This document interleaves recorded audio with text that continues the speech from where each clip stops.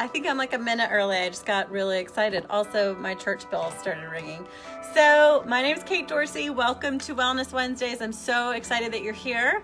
I can't wait to dive in, and I'm super excited to be talking about trusting yourself. Oh, good. Yay, you're here. So, I can add you. Add. Adjusting this camera. Hey, Jennifer. I just clicked add, and I'm readjusting my tripod because I look crooked. So, hopefully, it's bringing you on. Oh, Hey, Judy. Love you, lady. Glad Mookie's okay. Let's try to bring you on camera again. Add. I sent you the request, Jennifer. Hopefully you'll get it and we're able to connect. We're going to be diving into trusting yourself, the role that plays in confidence, and hopefully diving into some making spirituality practical. I don't know why it's not adding you. Are you it says can't bring Jennifer on camera. Are you on your phone? Because we have to do this off the phone. I know I've tried to do it off the desktop before. By the way, it's San Diego. It's overcast and freezing, and apparently it's going to rain tomorrow. Is that not the craziest thing? I'm excited though, because I now have my rain boots back on the West Coast. Any idea, Jennifer? Are you using your phone? Looks like it might be working. I hope so. Connecting. Yay! Yay! Oh I'm excited. We have liftoff. Yay! I was hitting the button and my phone cool. was like, not sharing, not sharing, not sharing. And I'm like, damn. Yeah, it kept saying you were declining. And I'm like, I really feel like she doesn't want to decline. I want to be here. So I switched to my iPad. Yay, iPad. Oh, yay. Thank goodness. Thank goodness for extra technology laying around. Jennifer, I'd love to get started with just you sharing a little bit about the work that you do so that our audience is familiar, and so that for those folks catching the replay of Wellness Wednesdays, they're familiar with your work as well. I would be honored to. So what I do is I created a paradigm called soul language, which puts tangibility to soul and the soul of your business, so you can create a conscious connection, so you can stop operating from pattern and start operating from soul. And what I do is I help renegades, people who aren't going to do it like anyone else do it, really align with their vision and their voice so they can receive from it. And I'm so lucky to do my job because it's so much freaking fun. And now we have other soul language practitioners who are using soul language in their sacred work. So it's a paradigm that really people resonate with. So I'm really lucky about that. That's amazing. I love, you can just feel, just talking to you, how much you love it. Just how excited you are about it, because it just comes right through. And that's just so powerful when we find something that really speaks to us. So when it comes to clearing out those old blocks and patterns, when it comes to really hearing the language of our soul, what do we really need to start to do to start to tap into that? Hey, Kelly. Hey, Alfonso. Thank you so much for joining. I think the first thing is, I think it's really about knowing that you're enough to really listen to your soul. I think a lot of us are getting messages from our soul all the time, and our humanness discards them. Oh, no, that can't be true. Oh, no, that can't be true. And we grow up in a lot of environments that don't really foster that listening to your soul. So I think the first thing is kind of to clear the decks and know that you're safe to do so. Yeah. And, really, if you haven't really spent a lot of time listening to your soul and taking action on it, start with small stuff. Don't jump into the deep end of the pool. Start with little things about really listening. The smallest question, the easiest question that you can ask your soul every day is, what do I need to know today? And start to make some notes. Make it a lab experiment. I think people have a lot of bad experiences of when they thought they listened to their soul and then things didn't turn out. And so they have this kind of lack of trust. So start small, start building that trust. Also play with individuals who are wanting to kind of tap into that soul. So you have a good support group. I think so often we jump into new things without a proper support team around us. Yeah. So you're really talking about being open, being willing to hear, and learning. Like when we talk about that, the automatic thought that comes for me is really about trusting yourself, about trusting what you hear, Yeah. about trusting the messages, like that you're not seeing or hearing things by accident. Like they're meant for you. Exactly. And then, right. So like, and really from there, so like how, like what would you encourage someone to do? Like if they were struggling with, but Jennifer, I don't know what to listen to. I have all these, you know what I mean? Like it's so easy because like we can walk around and we can almost take anything to be a sign. But to me, there's always like my signs are always really clear. They're like In your probably face. also Yeah. because I pray to have my Yeah. signs be really clear. I think it's about asking that. I think it's about going, okay, for those people that are, walking this new walk to go, okay, I want a vivid and clear sign. I want it, in grace. I want it in my face, Yeah. like I can't miss it. And I have a perfect story about that. And it happened a couple of years ago. And I went to dinner with a friend of mine, and we had a great time, but I was I was in a bad mood. And I was like, listen, God, I want to know that you're listening to me. And I want to know that my late father knows who I am and is there pulling for me. And I want it vivid and I want it clear. And the radio came on and there was a song that reminded me of my dad. I was like, yeah. That's too easy. And another one came on. I was like, yeah, not clear enough. And so the announcer gets on and goes, listen, a lot of you are calling in for those dance parties of the 70s, at clubs. He named a bunch of clubs. And I was like, yeah, whatever. And then he goes, and at Brothers 3. And I'm driving and I almost pulled off the side of the road because that was the name of my father's bar that I even forgot he had. Yeah. Oh my God. And I was Yeah. like, and I still Yeah. get choked up thinking about it because I'm like, okay, that's a clear sign. Like you can't freaking Yeah. miss that. You can't kind of poo that away. And I think that, people that are building trust, we need those clear, vivid signs, and you'll get them if you ask for them. Yeah. I think another way to build trust is really to keep activating it. I think people are under the impression that trust is like your eye color, you should have it. It's a practice, it's a turning towards, it's a fine lining. And so one of the things I do with my clients is to activate trust simply by using your body. So it's divine intelligence, fill me with the feeling and knowing of trust. And you do that until you can feel the shift in your, like, even saying it now, which it's been a trustful day, but I can feel my heart even opening. And I think because we live in an instant gratification world, we expect our shifts to be instant. And sometimes we need to keep repeating something until we can feel that energetic shift. And trust is something that you have to keep turning to and you have to keep activating it. And other things will trigger your lack of trust. And that's the moment where you activate it. Yeah, I think that's like, thank you for sharing that wisdom and knowledge, because like it really is a process where we begin to trust ourselves. First off, like asking for clear signs. Like I definitely do. I even jokingly will say, make it so obvious that I can't miss it. So like I love to do that. And then the other component being really like, now we get to trust that the things that we're hearing, that the messages that are being dropped in for us, that they are for us, that they're for a reason. And we get to really like tune in, because we are so often living in this fast-paced world. We're going from thing to thing to thing. I mean, even sometimes I look at my calendar and I'm like, wow, yeah, I've got to do a better job at like building in intervals, because being from here, like that, you actually have to work. Yeah. You don't have to work. You just have to create space in your calendar and your schedule to get in here. Exactly. And there was a question about a gut feeling. Yes, a gut feeling is that knowing. And to build on that, you can go, okay, what's the gut feeling trying to tell me?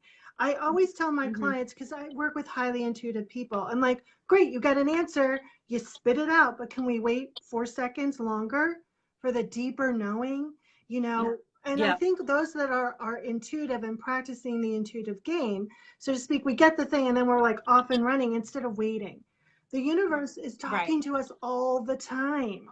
All the time. I could not agree with you more fully. And it's just about pausing and just being still just for a longer second so you can hear it. And I think the best time to do that is, in the shower. You know, ask a question and go in the shower, because your mind is busy doing all the shower things. And it's a Right. It's got a right. routine. It's got a real solid And routine. it's a great time to listen. It's also a great time to Yeah. communicate. And I think so often our communication with soul and the divine is really not a conversation. It's either a begging or a yelling or, you A know, like, pleading. I'm miserable. Make this better for right. me. Where all along that universe, tree, Bob, God, cupcake, whatever you call it, has been cupcake. I had a client called cupcake. Um, All right. has been communicating with you, but because you have been wanting it in a different way or not fully engaged with that, you're missing all of the nuances. You know, I would like to think that sometimes, you know, the universe and soul gives us exactly the plan, but often it never speaks to us in the way we think it should. Right. It's not, yeah, it doesn't. It's not like it's like, Kate, go do Right. this. I love what Kelly just said, and this made me think of something. Jennifer, if we wanted to strengthen, like hearing that, if we wanted to like really make that something where even though we know it doesn't communicate the way we're necessarily going to think of, but what if we could strengthen that? What would you, what do you do with your clients? What do you do to help them strengthen that, like that ability to sense, to trust their intuition, to deepen their intuition? Yeah. Well, first of all, you have to know the database. Your soul is going to communicate with you through your own database. It's not going to Hence the communicate, soul. right, with mine, right? So I know that my soul gives me, you know, cartoon references and movie references because I love that thing. I get symbolism. So you want to start keeping a little journal about asking questions and what the information you feel, hear, or sense is. And then at the end of the day, you want to go back and reread that information and make notes, because you're going to start to go, oh, okay, so when I see that, that's what that means. And so you're going to be able to understand your database. You're going to also want to understand how you get the information. Is it a pop in your head? Is it a whole visual? Is it words on a screen? Do you feel it in your body? I think so often people want that information in a different way than what they're getting. So they feel like they're not getting the information, right? I have worked on all of my clairs. So I get them all except smell. I very rarely get smell, which is actually a blessing. Nobody wants smell, right? You're like, I don't actually No, want to it's smell that. it's weird. It's a weird Claire, right? So if you want something in a visual and you normally get gut feelings, the moment you get the gut feeling, that's the point where you tune into your heart, you make a conscious connection with your soul and go, okay, I got the gut feeling. Can you give me a visual? Can you give me more? I think nobody asks questions of their soul. So it's this one-way dialogue instead of knowing that you can ask any question you want. And even when you get an answer, you can ask a further question to develop that answer and simply go, I don't really understand that. Can you give it to me in a different way? I love that. That's such a great suggestion, because like if we're not getting it, ask for more. I think Ask for clarification. Yeah, I think people don't really understand that this is a co-creation, a collaboration with yourself. And I think that's why soul language is so freaking powerful, because it gives you a structure that's so personal, and you can start to communicate with your soul and the divine in a bigger way, in an easier way, because it gives you a structure that you understand. Because every time I read someone's soul language definition, they're like, oh my God, are you in my head? No, right? Like, so it becomes tangible. And I think one of the hardest things about communicating with the divine in your soul is it tends to be so intangible. And we live in a tangible universe, right? In order to manifest, you need to be grounded, you know, with soul in your body. And so having that way to tangibly communicate with your soul is key. And practice. You know, I think so often we only ask those questions in desperation. Right. We do. Often, like, when do we cry out? Usually when we're miserable. we don't usually just go around saying like, I mean, I do this. I'm sure you do as well. I say thank you, and I like to communicate even in good times. But like ultimately, most of us don't operate that way. You should be a daily communication, almost, a moment by moment communication, but let's start daily if you have it, right? Yeah. And that can be done in sacred time. It doesn't have to be hours and hours. It could be as small as a minute. It could be done in the grocery store. It could be done on the way to the car. Like, this is asking and in communication with your soul. It doesn't have to be, in your Zen chair with your altar and, your incense. Only Right? all the candles lit. Right. Yeah. Yeah. I mean, it's like when you're stuck in line at a grocery store, it's the perfect time. I love to practice appreciation and gratitude in that moment. And it's like literally the perfect time to communicate too. It's the perfect time because you're waiting. And instead of Yeah. going through all the stuff in your head that's bad, that's the perfect time to tune in and really have kind of a heart to heart conversation with you and your soul and the divine. And really, I think everyone really has to understand why they want their intuition muscle to work, why they want that communication with the divine and their soul. I mean, I want it because it's freedom, right? But I think, if you're doing it so you feel safe, let's work on safety a different way, right? Yes. Yes. Right? Because that's always you're always going to be like, I need to be safe. I need to be safe. And, safety is actually a foundation of creating a divine relationship, right? So it's the vein of safety. You have safety, you have abundance naturally in your soul. So you can naturally tap into it. But if you're, I remember starting out my intuitive path, with tarot cards and throwing them, going, okay, I need an answer, I need an answer. And I got the answer, I just didn't like it. But it wasn't, right? It was the answer I didn't want because it didn't make me feel safe, right?